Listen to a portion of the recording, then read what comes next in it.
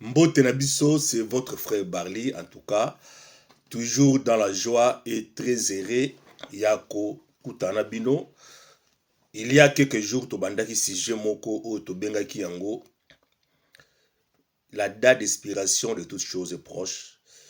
Pour nous mettre beaucoup plus clair, pour nous rendre beaucoup plus clair, to changer de sujet, Tobengaki Yango, bientôt, tout le monde sera chômeur ou patron.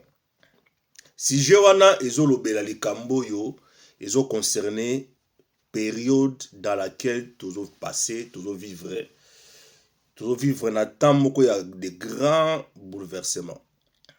Bouleversement où toujours vivre lelo et leki même bouleversement où mokili et connaîtra qui tango ya industrialisation, tango ya révolution industrielle. Révolution technologique autour de la tour auto connecté déjà avec l'arrivée le développement croissant il y a internet et puis arrivé à intelligence artificielle et memi mokili na ba bouleversement oyo très peu parmi nous baza ko se rendre compte nango yango wana émission na biso pona bolingo toza nango na bino tolingaki to aborder yango parce que ezali les enjeux oyo eko affecter batu ebele dans les jours à venir, si pas déjà. Parce que à l'ère actuelle, ndenge toyebisaki na émission eleki eza na batu mosusu baotanga classe mais nanu classe na esili te déjà akomi chômeur. Toyebisaki bino qu'il y a beaucoup de professeurs d'université oyo nga nayebi na ba ope tozwi ba information oyo bakomi ba chômeur parce que option na bango ou faculté na bango ekomi inutile pourquoi parce que bana bazo société pourquoi parce que na chemin na terrain d'emploi na marché d'emploi ekomi inutile. Le développement il y a intelligence artificielle na ya internet sur le plan général ezo mema biso na ko se réinventer na ko se réexaminer yango wana émission ezalaki émission ya komema moko na moko à réfléchir. N'oublions pas que tokomi na tango ya suka. Bible lobi dans les derniers jours il y aura des temps difficiles. Alors ba temps difficile wana ekoki ko se manifester na plusieurs formes. Certes, pour un enfant de Dieu, pour une enfant de Dieu, inquiétude des alités parce que Nzambe déjà a biso en charge.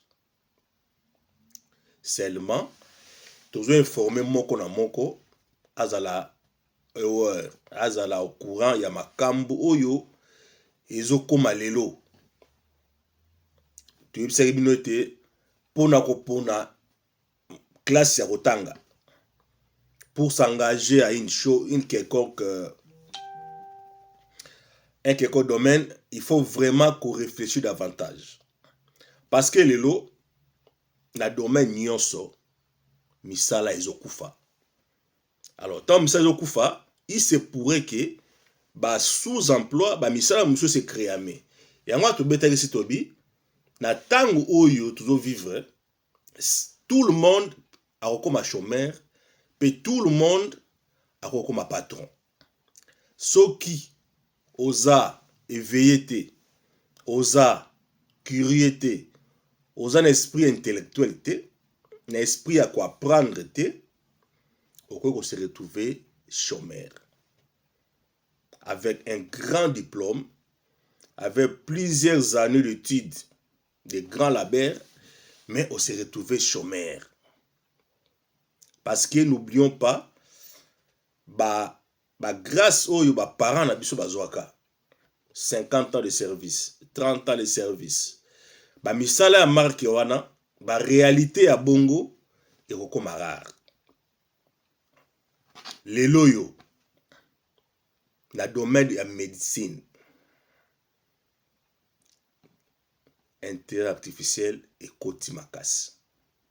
ba médecin mosusu ba koma inutile, ba rôle belé ba rôle belé na médecine ekokufa.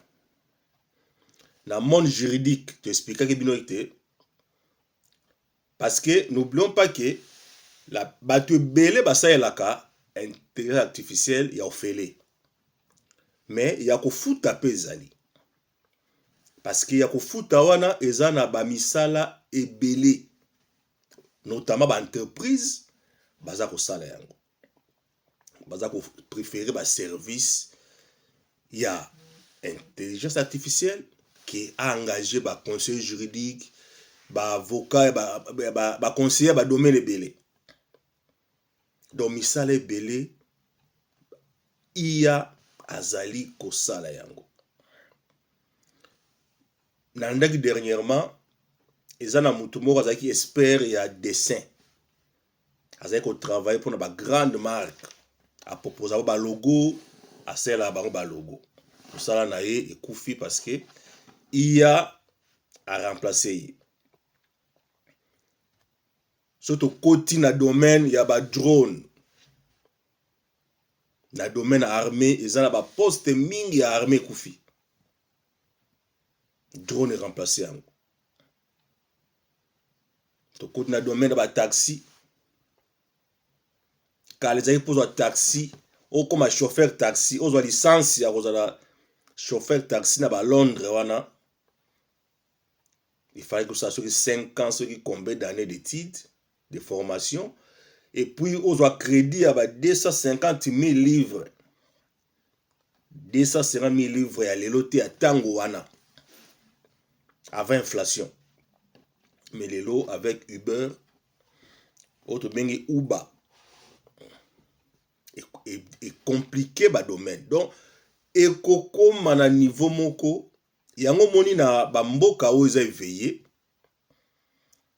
bamboka poto bakomi kofinanse ba centre de formation mpona bamema peuple nyonso na niveau de base ya informatique moko boye. C'est-à-dire mutu nyonso eza mwikolo, eza ba mama o batanga te, eza ba papa batanga te, ba l'État notamment en Angleterre, ya bamboka oyo eza déjà na baomona musika, ba créer ba centre de formation oyo eza ofele, c'est-à-dire ministre gouvernement da financer yango pour ba élever niveau, ba pesa mutu nyonso niveau de base moko minimal na informatique. Parce que à partir ya ba 2030 2035 mokili kozwa tournir moko inattendu na niveau ya robotisation, na niveau ya internet. Donc mokili ekozwa forme mosusu. Alors pona batu ba raté sortie, on a tenu à l'autoroute sur le pouce à voiture, ce qu'on raté sortie, on s'est retrouvé loin. Ou ce qu'on raté train, ce qu'on raté train, le train qui est raté, donc il y a des dégâts. Comme les trains en marche, la caravane passe, les chiens aboient. Donc il faut batuba rater nini sorti oyote. Ils ont makambo changé. Yango tu bino. Il faut diplôme na yo ne suffit plus. Ce qui vraiment olingi ozala quelque chose. Toujours bon na sens ya bonzambete, mais na sens humain. Tout se comprendre bien. Si tu veux être quelque chose lelo, soko lingi o se perdre te. Il faut ozala toujours na update, o tanga toujours. Ozala toujours na o réviser connaissance na yo. Ozala toujours kirier. Et puis o kanga maka na diplôme na yo te. Soko zui muke lia bomba. To comme na temps ya ba gaspillage te. Soki nzamba piso musala batela pe luka o apprendre davantage. sinon te okozala balaye. Tango ordinateur ebimaka ekutaka ba papa o baboyaka na bango ko apprendre ni ordinateur. Yazaki muta dactylo lokola ba copalare ya chaque jour. Tango babengi bana musala bok tokende séminaire. Séminaire oyo ezalaki bato bakende ko apprendre ordinateur. Atuni bango séminaire wana eza ya combien de jours? Bayebisi kozala ba 2 mois. 2 mois ebele bonga na kolia ndenge nini. Lokola ye na musala na ye ya kidactylo azalaki kozwa madeso ya bana chaque jour. Ya bitenga na kokende jamais cours ya séminaire à 2 mois. Et bonga la kolia ndenge nini ngamu na beta ba cop na ngai chaque jour. Baninga bake séminaire pour ba apprendre ordinateur ya boy. Après 2 mois, compagnie est décidé et remplacer ba machine madoda papier na ordinateur. Et tata wana akomaka chômeur. Parce que aboyaki sacrifice à moke, aboyaki ko s'adapter, aboyaki ko diembela na train oyoyo et ko décorer, il a préféré na emade so bana pe a perda nyonso. Yango wana na émission yo tolingi quand même to pe Sabino mwambela awareness. Boye baki ndenge toza boye.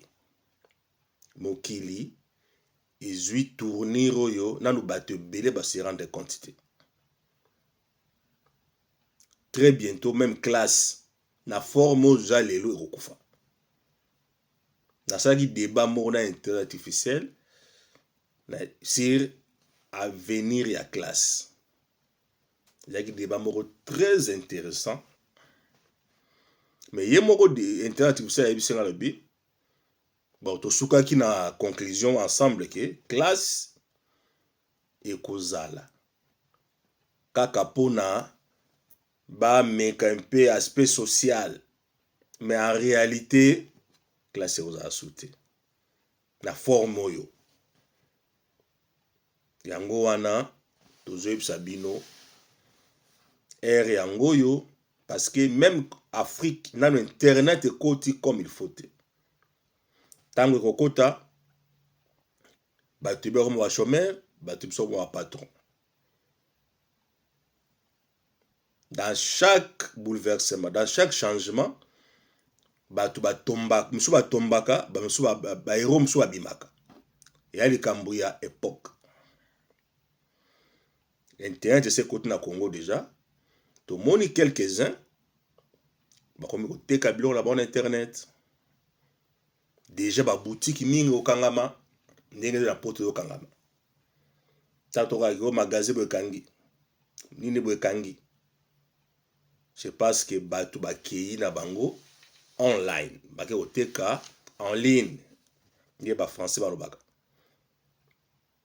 Donc tant que poto par exemple to kutaka ba charité ou ba ba boutique o eteka biloko ya charité biloko ya ofele biloko ya moins cher pona babola pona kosunga batu pona kosunga ba cancer lokola mundele à l'époque mundele azala muto otindele bilamba la nde biso na poto tindaka bilamba na ba Afrique na ba. Donc ba misala ezokufa to pesa exemple moko. Tango ngai na yaka poto to kutaka ba boutique lokola ba boutique ya ba charité.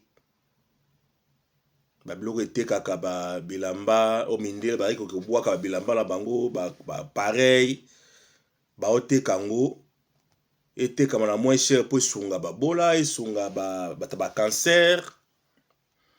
Lelo yo soko kina ba boutique wana eloka malonga ya rasute. nde mundele moko ayebisenga bi kala biso tozali na biso na esika ya soza eloko no ya bien ndako etondi, notamment ndenge baafricain basalaka na bapaya mosusu batindaka na Afrique, batindaka batindelaka bandeko na baafrike ailleurs. Mais mundele azalaki na mutu akotindela ye biloko te. Mundele ezalaki so biloko eto na ndako bazalaka kotika yango na bacharité. Ezalaka mpola bolingo teke bolingo ya kosunga te, ezalaki esika ya kotya yango ezalaka te. Yango moni kala la bacharité na babiloko wana ya ba social, il y avait beaucoup ya biloko ya kitoko. Mais lelo yo mundele depuis internet et développement makasi bakoma koteka na internet. Mundele akoma na ye koteka na internet. Soka zana eloko na ye asaleli yango amoni keza a bon état, olia ka bwaka mo fele azwi aki koteka yango. Moni makambo ezokomaka difficile, makambo ezokomaka difficile, ba shop ezokufa, ba boutique bezokanga parce que olia kofutaka ba taxe ebele ozana boutique boye ba taxe kilikili. Bato ba préféré na bango bateka na ba TikTok shop. Donc rythme tozokende oyo eza ebandeli, makambo eko changer ya grave, makambo eko changer ya